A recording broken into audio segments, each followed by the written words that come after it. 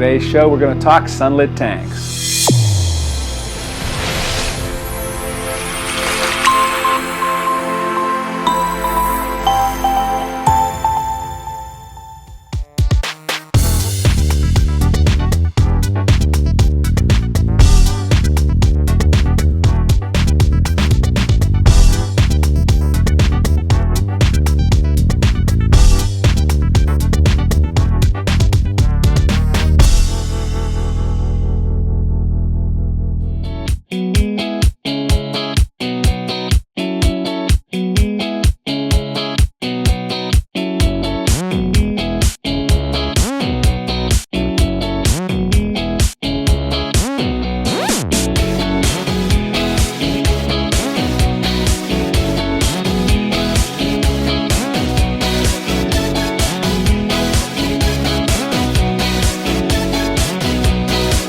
So sunlit tanks, why are we even talking about it? Right, well, you know, as kind of the evolution of a reef hobbyist, some of us like to really experiment with different things. And one of those things is kind of basically creating a tank that's only lit by natural sources, or light sources, that is. And again, in my particular case, I have a BioCube. It's a 25-gallon square cube under a skylight, which basically faces the east side of our house. And the cool thing about it is, in there I can actually grow corals without having any kind of supplemental electric light source. The bad thing is that that light only hits this tank probably, we'll say 3 to 4 hours a day, and it doesn't hit the whole tank. It's just kind of a partial of the tank. And as such, I can really only grow like gorgonians and softies in there. And I always wanted to have SPS, but I couldn't. Well, again, Mike Paulette and I were talking probably several months ago, and he's got this room on his house that was just begging for a sunlit tank. You can picture a normal square house, and in the back of this house, basically he's got one room that shoots off about 15 by, we'll say, 20 feet. And we'll say 20 feet long, right? And basically it's surrounded by glass everywhere, meaning the 3 sides have glass floor to ceiling, some doors, some windows, that kind of thing. But then the roof itself is also a cathedral ceiling, and it's got skylights up there. So when you look at it, again, it's begging for a tank, and I guess after enough people kind of said, hey, you ought to try a tank there, he kind of got the bug, and he's actually setting up that tank. And so this series, and the reason why we are doing this series, is it's going to be one of those multi-part video series where we want to kind of track that tank and kind of learn the lessons from Mike of what to do and what not to do, because like everything else, he'll do some things right and other things that he will learn from, so we don't have to make the same mistakes he does. And that's actually why we are actually showing this video today. And so today's video is actually probably about 2 weeks after the tank's been set up, and it's more of a Q&A with Mike of, you know, what he's doing, what his plans are for the tank, etc. And now, before we spin up that video, again, if you are new to reef keeping and you want to check out a lot more videos, I've probably got well over 200-ish videos out there that are available to watch. Again, if you are an iOS kind of viewer, then you can just download the podcast app, and from there you can download basically those videos that way. You can subscribe by searching either for American Reef or Saltwater, and then from there they'll pop up and you subscribe. If you're an Android kind of user, again, you can do it via an app called Pocket Cast. So just download that app, do that same search, and again, you can subscribe that way. Or you can just kind of do it on iTunes as well on your computer. Again, if you'll notice out there, some of those feeds are limited, meaning the Reef Tutor one, I think it only has 50-ish or so. If you're looking at the other seasons, I've probably got 2 or 3 other seasons. What you're going to have to do is go to AmericanReef.com, and then from there, click subscribe to the Reef Tutor channel to get those previous seasons. While you're there, if you're looking at purchasing one of the best fish foods on the planet, it's American Reef's HPD. You can click on, there's a link on the bottom center of the front page. It'll say click here to purchase American Reef HPD. Just click that link, and then from there, that's how you can purchase HPD. So with that being said, let's spin up that video of Mike, like I said, at about a 2 weeks into this, you know, sunlit tank project.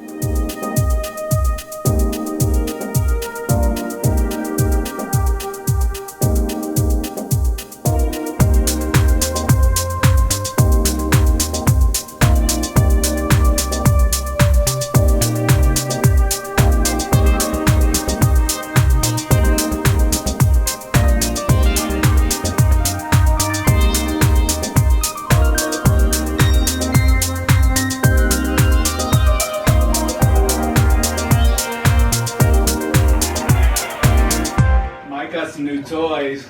Well, for those of you keeping score at home, this is tank number 6. So I now have the 300 SPS tank, the frag tank, the nano tank, soft coral tank, plant tank, another experimental tank. What everyone has been telling me for the past 7 years since I moved into this house, you have to put a tank in your sunroom, you have to use sunlight. So now's the time. So I'm trying. This has been up for approximately 2.5, 3 weeks. It's still obviously in the very early stages, but it's a whole new concept for me. One, it's really simple. 2, it's only going to be grown from frags and tiny maricultured pieces. And 3, I know this is no one's going to believe me, but it's going to have a minimal amount of fish load in it. So I'm trying to make this as simple a tank as I can, at least initially to have a small fish load. There's the cardinals that are downstairs that are coming up here. There's a Navarcus angel that's going in here. A couple tangs, a couple rabbit fish. That's basically it. I'm not going to have 8 million fish jumping out of the tank. I'm making it as nice and simple. Possibly no wrasses, no anthias. I may eventually get some anthias if I get some nice ones, but this is as simple a tank as I've ever set up in my life. So I was going to say, that's our intro. Mike's Simple Tank. It's a simple tank because it has sunlight, even though it does have Kessel lights on it. I was going to say, before I hop into the lights, why, okay, besides this room, was the room the reason why you wanted to do it, or is this a challenge that you've never had before? No, I have seen tanks in sunlight. I've seen a couple tanks in California that were under sunlight. My friend, Dr. Mike Fontana, had a solar tube that went, 2 solar tubes actually went over his 150-gallon tank, and that's 20 years ago. And he grew some of the nicest corals ever just with those and fluorescent lights. So I wanted to try something new because I've seen sunlight, I've seen what it can do. Obviously we're in western Pennsylvania, the cloudiest place on earth. So I wanted to try it in sunlight. So I made all the measurements before just to make sure there was enough light. We get about 200 sunlit days a year here, which isn't a whole lot when you think about it. So, but when there's light, it's a lot of light. I mean, as I said, I made the measurements. I'm getting over 1,200 par here. On a perfectly sunny day, I'll get 4 to 8 hours of sunlight on this tank. So to me, that should be enough to keep things going. As I said, this has just been set up for 2 weeks. The corals have been in here for 13 and 14 days, and everything so far has survived. So let's clarify a couple things. Okay, so it's 200 sunny days. Okay, what that really translates is there's about 50 sunny days, right? Right. And then the rest are kind of overcast. Overcast, partly cloudy. So I'm thinking on most days I'm going to get 4 hours of really good sunlight on here on a good day. And now define really good as far as that par rating for you. 1,200. Okay. And then on... At the surface. There you go. So is today considered a good day for you? No, it has been cloudy almost all day. As soon as we started shooting this, the clouds opened up, and we got some sunlight, so you can see the glitter lines, you can see how bright the tank looks. And what's amazing, though, is when the lights are on and the sunlight's on, you cannot tell that the lights are on. Right. And that is, if I've had these full blast, full intensity, full white, it does not look like the lights are on. Right. And when these are on, they're only putting out 350 par. I'm not running a ton of light on this tank to supplement it, and it's all blue light. I have blue to the max, and I have the lights on at about 60%. And now, is the reason you're doing that for a color? In other words, coloration? Because yeah, if you look at there was Adley's Tank and Reef Builders had the same concept, and I've actually seen several other tanks that were sunlit tanks. And if you don't run any blue or any actinic, you get massive growth, but you get massive beige and brown growth. Right, so and I'm all about the colors, so I put the maximum blue on here to do this. And the reason I'm running the Kessels is twofold. One, all of my frag tanks downstairs and my nano tank are run under Kessels. So when I bring stuff up from there, I don't want to change it because I have had corals bleach and stress when I move them from the Kessels to the Radions. The Radions are putting out seemingly more light or more focused light. Right. The second thing is, sunlight comes in from the morning window from here. I don't want maximum, I want minimal amount of shadows. So using a smaller spotlight type bulb or system is much more efficient on here in terms of getting maximum sunlight on the tank. Okay, so now just kind of let's step back. You saw tanks like that, you always wanted to try it, right? Right. And now you've been in this house for years, it's not like the first Yeah, year. I've been in here for 7 years, and for 7 years, my family comes out here, they love this sunroom. They see all the tanks throughout the house. They've all been saying forever, you got to put a tank out in the sunlight. this is the perfect place for a tank. There's 2 big chairs. There'll be a 3rd chair there to sit and enjoy it with. It'll be a nice, relaxing place to look at it. For me, a very simple tank. Okay, so now, again, for the new hobbyists out there, you've got a tank. What size tank is that? This is a 90-gallon, but it's a 90-gallon super wide. Okay. That is, it's 24 inches wide. The traditional 90-gallon is only 18 inches wide. So I went 6 inches wider, but it's only 18 inches tall. Right, and so now... Which is also done to maximize the sunlight hitting it. There you go. That's what I was going to ask. That depth, right? Because if you've got new guys out there wanting to do this with polar tanks, you know. I don't know if this is an experimental tank. Sure. Worst comes to worst, if this flourishes like I hope it will, I can always go to a 150, which is 30 inches tall. Or I can go to a 120, which is 24 inches tall. I can always play with the tank size. The tank, as we all know, is the cheapest part of this, and nothing is drilled, nothing is major. I mean, any of those tanks only take 2 people to move, so it wouldn't be a big deal. And obviously, I'll end up using this for move it to a frag tank or something else. Right. Because I am crazy that way. But for right now, this is what I wanted to do, and I wanted to make it as simple as I can. Just because I didn't want to spend any money if it failed, and 2, I do such elaborate things. I wanted something that I really wasn't going to do a whole lot of work on. Right.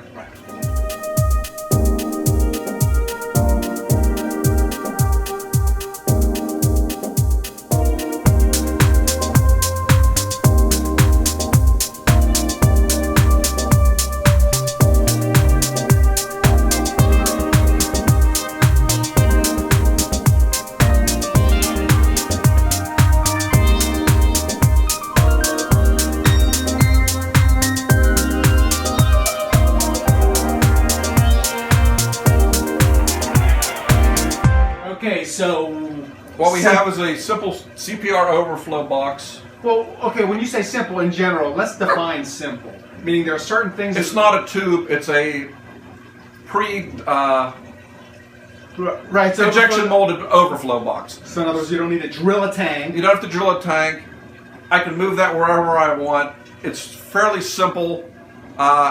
You can adjust it up and down, so you can adjust where the water level is to make it perfect. So you don't have a lot of the problems that I've had when I've drilled tanks in the past. Right. Drill tanks are nice because they basically are a nice closed system. The problem we've always had with these systems is they get air bubbles in, the siphon breaks, and then you're stuck. Right. This I'm running the aqua lifter on to suck out the air bubbles that get trapped. It's been working fine so far. I've turned it on and off 40, 50 times just to test it because I don't really want a flood in my sunroom. And for that reason, it's worked perfectly so far. As I said, it's only been up 3 weeks, but to date, I'm pretty happy with it. And again, as I said, viewers who watch my tank know that I have 2 of these on just because we know they fail over time. So if you're a new guy out there, don't do anything in ones, because even though this happens, the siphon does break for who knows if the pumps fail or whatever. So now you're saying simple as in, so that's a simple overflow going into a simple overflow. sump? It goes into a very simple sump. What I used was a used breeder that I had before, a used 40-gallon breeder. I didn't even do the partitions like I traditionally do. Right. All I did was put a Rubbermaid box in there that I cut the holes out, or I drilled holes in, and I put a couple pieces of PVC, flat PVC, not PVC pipe, up to make a partition. So the water is forced to flow through the box, through the holes, flows down across the bottom, and then flows across a dish box that I got for $1 at the dollar store that I cut out the bottom, and both of those hold Miracle Mud. So I have 2 things flowing across Miracle Mud. It just flows across that. It's not very aggressive. And then I got a new Deltec skimmer, inline skimmer. And the reason I went with Deltec, I know there's a million different new skimmers out there, and everyone thinks there's the best or whatever. I had used Deltec 10 years ago, and to me at the time it was the best. I wanted to see, 1, how they kept up with things, and 2, how they innovated. And to be honest, I'm pretty impressed with it. It's a very small unit, but even on pure clean water, and this was all, for the most part, brand new water with a little bit of water from my 300-gallon tank mixed in, it has taken out a fair amount of gunk from the relatively clean tank. Right.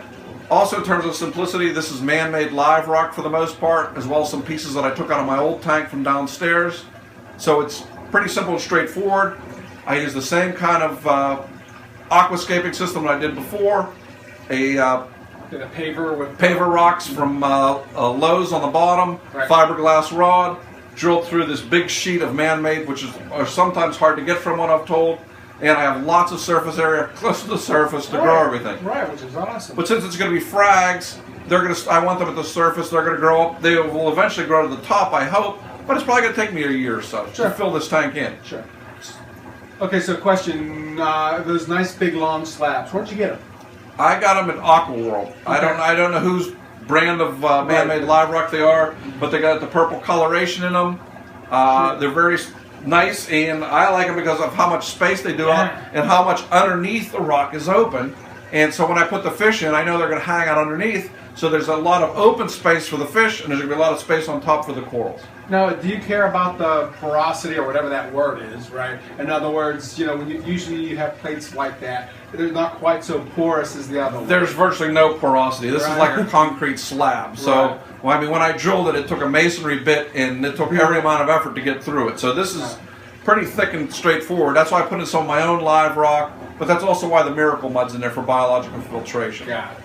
And I now have coral frags that I've put in there for 2 weeks, as well as some damaged pieces where the fish were eating some of the euphyllias, which is driving me crazy. Sure. I put those in here, and for the most part, everything is polyping out and opening up in this tank. Well, okay, let's talk about that. So, again, you got a brand new tank. Normally, everybody has to go through a cycling and a curing process. You didn't do that. I didn't do that because the live rock was already cured and processed. Okay. I took 3, for lack of a better term, they're basically cheese buckets full of live Miracle Mud from downstairs, replaced it, put that in here, so I already had biological filtration.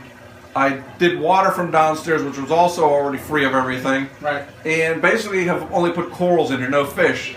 Corals can tolerate ammonia pretty well, actually very well. Right. So there's been no problem with anything dying or anything like that.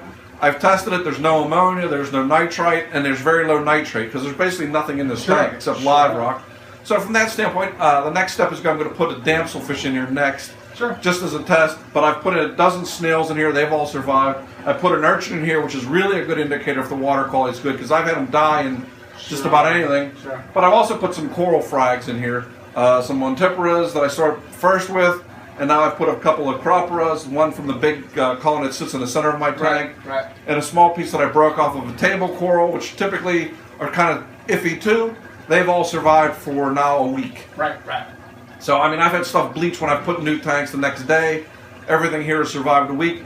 So the next stage is I'm going to take probably a dozen frags out of the frag tank this week, or I'm going to break frags off of the frags, which is more likely what I'm going to do, just to make sure, put those in here, mount them, and see how let the tank go.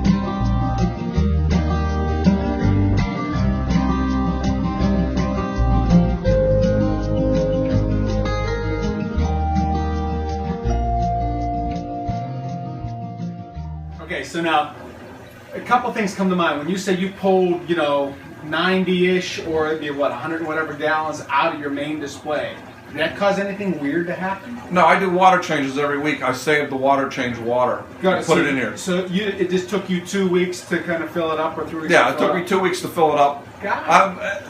Everything I'm trying to do is slow and is Typically, I want to jump in with both feet, no pun intended. But in this case, I'm trying to take it nice and slow.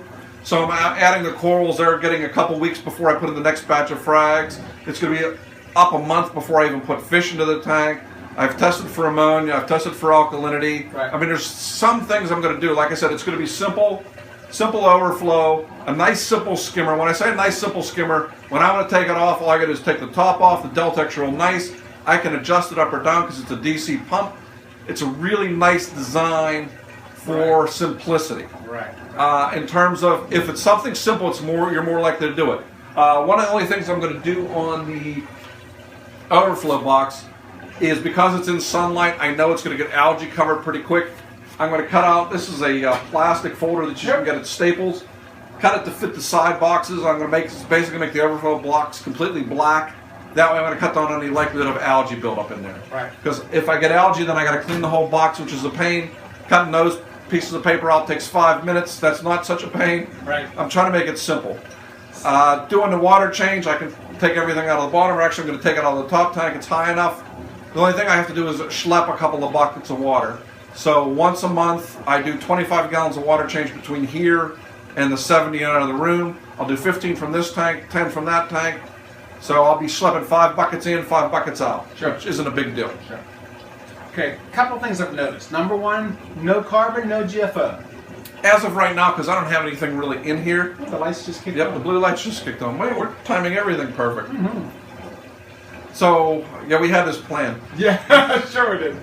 So, yeah, no carbon, no GFO. Once I do the first water change, which I'm doing this weekend, then I'm probably going to put some carbon on the tank, make it absolutely crystal clear, because it is a little bit yellow. I mean, you notice that in sunlight. You really notice when water's yellow. Right.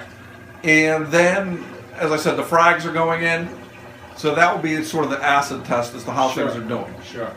So then you are planning to put carbon on GFO? No? Yes. Yes. Okay, good deal. Initially, one of the things that we tend to think of is that we think of a tank as sort of static, but a tank is sort of on a continuum. That is, initially when you have a small amount of tank, any kind of nutrients are going to grow algae. Once you get a lot of corals growing, they're going to extract a lot of those nutrients and they're going to outcompete the algae. So at that point, you may actually have to add some nutrients in. So like in the 300-gallon tank, I'm running less and less GFO as the corals have really started to take off because they're taking the phosphate out of the water. Sure. And they're taking the ammonia out of the water, so I don't really have to run those kind of things. But in a new tank where I'm trying to keep algae at a minimum and keep it at bay, actually, because with this amount of light, if I have any kind of nutrients, it's going to go Sure. and the algae is going to go nuts. That's why I'm going to add it now and then reduce it over time. Sure. Okay, so then you'll be adding that. And how are you going to be dosing kind of like your carbon? The carbon dosing, well, those are just going to, I'm not dosing any carbon. What I'm going to be dosing is feeding the fish, which I always feed well. Yep. But I'm going to do just a 3-part, the bulk reef supply 3-part Okay. with a doser pump. So alkalinity, calcium, and magnesium are going to be dosed daily. For this tank, probably for the first 3 months, I'm going to test alkalinity daily, Right. calcium twice a week, magnesium twice a month. I'm going to make sure everything's pinpoint, because the nice thing about these kind of dosers is you can have everything precise. I run up and down a lot with the calcium reactor I have downstairs. Right. You know, as the CO2 gets, Right. it's much more of a pain. So I'm trying to run a nice doser to run this much more simply than with anything else I've done. Right. I've not used a doser before, but everybody that tells me, look, running a doser in 2-part, the balling method is a lot simpler. You can be a lot more precise. That's why I'm looking forward to doing it. Once I have it zeroed in, Right. I probably won't have to test alkalinity every day, but for the first 3 months, I probably will. Sure. Because to me, alkalinity is the key thing. If you have it fluctuating, that's when you tend to lose corals. That's when I've tended to lose Sure. corals. But Okay, so let's play that scenario out a little bit. You're going through and dosing it, and dosing is just going to cost you too much, right, in chemicals. Right? What are you going to do then? I'm not really worried about dosing the cost of chemicals. That's relatively small relative to the cost of the corals. Okay. So the biggest expense is the doser. But the chemicals themselves, you're talking pennies per day. Okay. Which really isn't bad. I mean, bulk reef supply really, if you want to buy large quantities, it's going to cost you about 8 cents a day to run your tank. Right. What right. Yeah, most people can afford 8 cents a day to run their tank and keep your alkalinity and calcium good. So to me, the most expensive stuff I've ever had to do is replacing corals. Okay. Replacing equipment, it really isn't that bad. Replacing fish, some of them have been bad, but that hogfish goes. that hogfish is, yeah, I would cry over that. But for the most part, things are relatively reasonable. So maintaining and testing Right. is fairly simple and straightforward. Okay, so then what happens if your kind of salt level, since it's calcium chloride, blah, blah, blah, what if your salt levels start to shoot? What are you going to do? I'm going to run the Tunzi to replenish fresh water on the tank every day. Right. The little Tunzi osmolator. Yep. And I just check the salinity. But what happens if that, in other words, if you need to dose so much calcium chloride, for example? I don't expect to have to dose Really? that much Okay. because this is a relatively small tank. So I'm not going to crank it up. The salinity may gradually creep up slowly, in which case what I'll do is increase the amount of water being added for evaporation. Okay. And I'll take out, I'll take out water every day. Got it. If I take out a couple cups of water from here every day just to make up for that, that's not a big deal. Sure. So this, like I said, I'm trying to make this as simple as I can. Now, at one point we were talking about you were actually going to use kelp instead of the two-part. I may do the kelp in addition and stuff, so I won't run phosphate remover. I may not. Eventually, as I said, don't want to run GFO, but what I'll do is I'll have kelp phosphor as my makeup water. Got it. And then again, still keep it with the simple concept. Yeah, and actually, it's going back to my roots. I have run the two-part, but I didn't run it on a dosing system before. I ran kelp phosphor for the first 15 years I was in the hobby. All that stuff worked well. I mean, the corals grew phenomenally well, and all I did for the kelp was my makeup water. Right. So if I can do the same thing here, what I'm going to do is run it through the osmolator. I don't know how happy that's going to be sucking out kelp phosphor, but I can always run acid through the piping and clean it out, so it's not a big deal. Right. And I'm not going to have it sitting in the kelp phosphor. I'm going to have it sitting above it. Okay. And so now, keeping with that simple theme, right? You don't have any hood or lid or anything. You worried about evaporation being too much, or? Actually, it's been relatively slow here. I mean, I'm losing less than 2 quarts a day. Really? Which is amazing to me. Yes. Because the one thing I didn't mention in this room, all the glass in this room is low UV. Right. So I'm not getting the heat in this room that you normally do in a room. Even the skylights are low UV. So this room stays as cool as the rest of the house. It doesn't get hot. You can stand in the sunlight all day. You don't get warm from it. Right. So unlike other rooms where you're letting UV light in, this tank stays cool all the time. So I'm not getting the evaporation.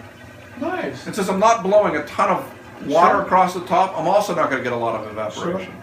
And so now, from evaporation, since that's the case, you're just going to use a 5-gallon bucket kind of thing? Yeah, it's just going to be a 5-gallon bucket. Yep. Pumping the water in, and that's where I'm going to mix up the kelp phosphor, put a lid on it, reduce the amount of air that it's exposed to, and CO2, Sure. and just pump it in that way. Cool.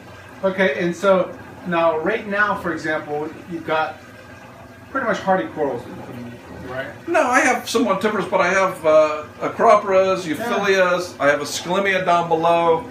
The next things I'm going to put in some acans underneath. See how those do. This is going to be bare bottom because, again, I want to keep this as simple as I can. I'm going to put some Montiferous on the bottom and let them grow and cover the bottom glass. I'm going to put some acans inside, see how those do. Put some corals underneath these that will get a little bit of sunlight, maybe an hour of sunlight per day, and see how they do. I mean, like I said, this is an experimental tank. Right. If the acans really thrive under 1 hour of sunlight, then obviously I know I've been lighting them too strong for all those years. But it gives me another idea of something to experiment and play with. Obviously, I'm not going to put my rainbow acans under there, but I'm going to put some decent acans under there because I want this tank to look nice. Because sadly, a lot more people are going to see this tank than the 300. Because my family and friends tend to stay up here and they don't go downstairs and see the tank unless they specifically want to see it. Right. Okay, so if we look in the crystal ball 2 years down the road, what do you see in this tank? I see it probably being a 150. So we'll be realistic. So it'll be this high, so you'll still be able to look at it. Yeah. But I look for it to be full of SPS corals that have grown and filled in every vacant spot within it. That's why there's a minimal amount of live rock. Richard Harker started the minimal amount of live rock philosophy probably 10, 12 years ago. And I mean, he grew massive corals in his tank with sunlight. Right. So I'm trying to do the same thing. Trying to grow them out, and like I said, I'm going to start from little tiny frags, this size, mount them. Some are going to be mounted under plugs, some are going to be mounted right to the rock with gel super glue, and we're going to go from there. So it's going to be an SPS garden that's just flourishing. SPS, there'll be a few LPS. There's actually a Xenia in there because I wanted to use that to assess how good the water quality is, and it's actually pulsating and looks pretty good. Right. It's been in there for a week, and actually on the back end of it is a Goniopora. So it came in as a joint rock, and the Goniopora is out and doing fine. Right. So like I said, I'm experimenting. Some things will probably do fine, some things probably won't, but I'll have a pretty good idea by July what's going to thrive and what's not. Right. So then I'll just expand from there. And It's the middle of May now as we're shooting this, just Right. so you know. So 6 or 7 weeks from now, I'll have a pretty good idea of what's thriving, what's not, and I'll go from there. In the wintertime, I'll probably increase the amount these are on. Right now, these come on at about 3 o'clock. They stay on till about 9 o'clock. In the wintertime, I'll probably have them come on at 1 or noon and stay on. So I'm going to have longer periods of these, and then over time, just shorten the photo period. And I may have to reduce the intensity, or increase it. I don't know, but it's an experiment. So this kind of recap. Water changes you're going to do once a week, right? You're going to keep it light, minimal, right? We're talking 6 hours of the focus. Actually, I'm going to do twice a month water changes. Okay. The 300 gets once a week. This is going to get twice a month. Okay. This and the soft coral tank are going to get twice a month. Okay. And again, as far as adding any hardware, that's all going to stay the same except your GFO and carbon. I'm going to put GFO and carbon initially, eventually take that off and let the calc faucet take care of all of that. The only other thing I'm going to run is a gyre pump to get massive water motion within here. Okay, so hold on, I got to ask you. The gyre, right? I get all kind of complaints about the gyres, you know, basically after, I don't know, say 6-ish to 8-ish months, they kind of stop and they're a pain. What's your experience? The one downstairs has been running for a year almost. 9 months. It's been fine. Yeah. The prototype I had doesn't work, and the other one I had was running downstairs doesn't work either. So when it works, it's a phenomenal way to move a ton of water within the tank, right. Produce not the heat that you typically do with power heads, and it's a really unobtrusive way to move a lot of motion. I don't want to have to drill it and put a closed loop on here. So it's still a work in progress in my mind. Right. I can't say it's the greatest thing I've ever seen, but potentially could be. Right. I mean, if they can work all the kinks out and get it to where it's more reliable, then I think they're, really have something. Sure. And so for this tank here, you plan on just putting 1 or 2? I'm going to put 1 in even the smaller one. Okay. Because there's a fair amount of water just from the return. Yeah, what kind of pump do you have? I'm just running a mag drive. Okay. It's just a mag drive 7. That's what was rated for that overflow box. Right. Like I said, but I did put 2 flapper like the gate valve Gate or whatever valves you call those on, so that if the power shuts off, it can still only drain down to the top of this. Right. So it's not a big deal. But as the corals grow to the surface, if the power shuts off, I really don't want them running dry in the sunlight. Right. So that's why those are on there. Well, check valve. I'm losing my mind. No, you and me both. Yeah, but there's 2 of them on here. As you said, redundancy's nice. There you go. But once a year I'll take those off. They cost $3. There you go. Yeah, it'll take me 5 minutes to unscrew and put them back on. So once a year I'll take those off. I now, because of my phone, keep track of when I put anything on or start anything. Sure. So now I know how long stuff lasts. Where before, it's been on for 2 months. No, it was on for 8 months. I wasn't paying attention. Right. Now I know how long everything's on. So I know when I have to take and replace stuff. Right. Like I know how long my CO2 tanks last. I know when I change the media in my filter or in my calcium reactor. Right. I will know how long the 2-part will last. Sure. I mean, I'll get a good idea of how long everything will last based on this stuff. And that's what I'm looking to do, to keep track of things better. Sure. Particularly as you get old and crazy like me, you tend to forget stuff. So that's made things a lot easier. Okay. And lastly, heaters and stuff like that. You got a normal kind of heater in I there? just got a normal aqua top. Aqua top. Sounds like some kind of clothing. Yeah, that's a simple 300-watt heater. It's been working fine. I mean, it's May. We've had some 90-degree days when the air conditioning was on, and I keep the house at 76. Right. And last night it was 55. It got down to 60 in this room. That kept it at a nice 77 degrees.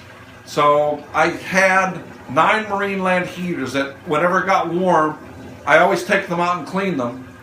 Only thing they were doing, they were nice night lights. None of them were actually producing any heat. Marine land won't replace them even though it says they have a lifetime warranty. Right. Threw them all out. I'm done using marine land heaters. Right. None of them are in my tanks now, and I will not put any more in there. Although, plus, a lot of people you talk to, at least people I'll talk to, they're like, hey, for the cost of a heater, they just chuck it out every year. They're like, they don't even bother. Well, these didn't even work through the winter. Yeah, So these were all 6 months old. I put them on in the fall. Right. And so I'm not using those anymore. There's a bunch of good heaters out there. Yeah, try new ones. I'm trying some new ones. This one came relatively inexpensive. So 300-watt heater, I think it was $19. There you go. So, yeah. And I have a electric temperature monitor here. If the temperature goes below 76, it beeps. If the temperature goes above 81, it beeps. So there's no desire to put any kind of Apex Neptune issue. I have all that stuff on the 300. Right. Like I said, this is going to be a simple tank. Okay. And I'm only 20 feet away in the other room. Yeah. So if I can't keep track of what's going on in this tank, I've really lost my touch. You got figure. Yeah. I mean, it's nice because, I mean, anytime there's a storm or something, I'll sit out here, I can watch the tank, I can watch the storm. Yeah. I mean, the neighbors are going to flip out with these blue lights in the wintertime shining across the snow, but that's what my old neighbors got used to, was the blue lights. And these are blue lights. Yeah, you can see it too, right? Yeah. The reflection off there. Yeah, I mean, it's impressive how nice these corals are showing just in the sunlight, but then, I mean, they tend to look brown. Right. And I have only been running these lights for a week. I've been running the corals in here for 2. The corals were all getting brownish after just a week. Right, right. Put the blue lights on, I got green And again. then it comes back. I got green, I got turquoise and blue here. Right. It's gonna be, that's what else is going to be interesting to see, how much the corals change color-wise from here versus the LED radions versus the Kessels downstairs alone. Because I'm going to have 3 tanks with the same corals under 3 different kinds of lights, basically all the same conditions, because I keep my parameters pretty close to the same. So it's not going to be a condition aspect, water condition aspect, it's going to be a lighting aspect. So I'm going to tell the difference between everything. And they're all the same colonies. So Yeah, they're all the same things. Right. I mean, Sanjay, probably 6 or 7 years ago, got 5 different red colorations and orange colorations of Millipora. Within 6 months, they all morphed to the exact same color. Right. So I'm going to see the different thing here. I'm going to see them morph into different colors under different lighting. Right. So it's going to be interesting from Well, that it standpoint. will be, right? Especially because, like I said today, when we saw that, the radions on your 300, that thing is way more colorful than it's ever been. Yeah, as the tank's maturing, and now it's 18 months since they've been on. Right. I mean, everything has gotten accustomed to them. I mean, I've learned to acclimate everything new that I put in, and it's just gone crazy of late. Yeah, very much so. And it sounds like that's a good point to cut it. So what we're doing, we're in May now, and so we'll come back, say July-ish. July, August. Yeah. Depending on your schedules. Because everything will be in here. I mean, I will take some pictures, so we'll see how things have grown. I mean, this piece in the center will probably be here. We'll see how it's grown. The Montipora will probably move somewhere further away. And we'll just see how this tank is done. And to that point, right, where will you place those pictures? Probably on your Sunday morning coffee thing? On my Saturday morning coffee with Mike Platt on Reef Builders. There it is. Or I'll be talking at Reefapalooza, and actually I have a couple other talks, but I can't remember where they are. So I'll be showing pictures of things there, of how things change and how things morph. And I'm also supposedly writing another article for Coral Magazine on coral coloration.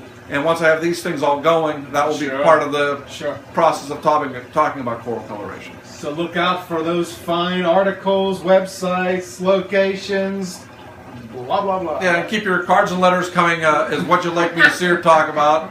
And you're still free to give me grief on the Reef Builders blog, because I do that for fun. It's not a scientific journal. It's more what's going on here, or what I'm thinking. Good deal. Thanks again, Michael. Thank you, Russ.